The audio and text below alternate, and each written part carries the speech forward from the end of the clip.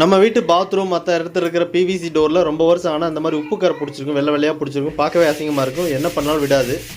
அப்படி இருக்கிற இடத்துல நம்ம கிளின்சோ ப்ராடக்ட்டை நேரடியாக அப்ளை பண்ணி அந்த சில்வர் ஸ்க்ரப்பை வச்சு தேய்ச்சிங்கன்னா ஒரு 5 நிமிஷத்தில் டோர் இப்படி புது டோர் மாதிரி ஆயிரும். நீங்களே கண்ணால் பாருங்கள். இது முன்னாடி இருந்தது, இது இப்போ இருக்கிறது.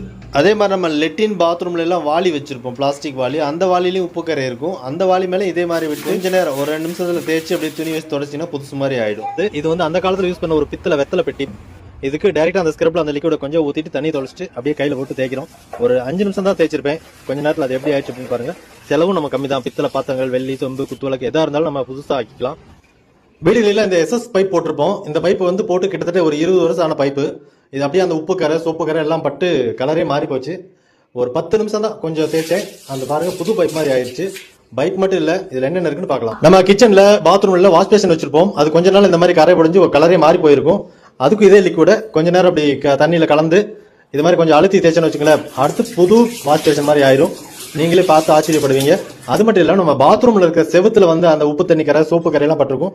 அந்த லிக்விட டைரக்டா அப்ளை பண்ணிட்டு இந்த மாதிரி ஒரு ஸ்க்ரப் வச்சு ஒரு 5 நிமிஷம் தேய்ச்சா போதும். புகை, நெடி, எரிச்சல் எதுவுமே கிடையாது. பாத்ரூம் மட்டும் கிடையாது, இது துணி துவைக்கிற லிக்விடு.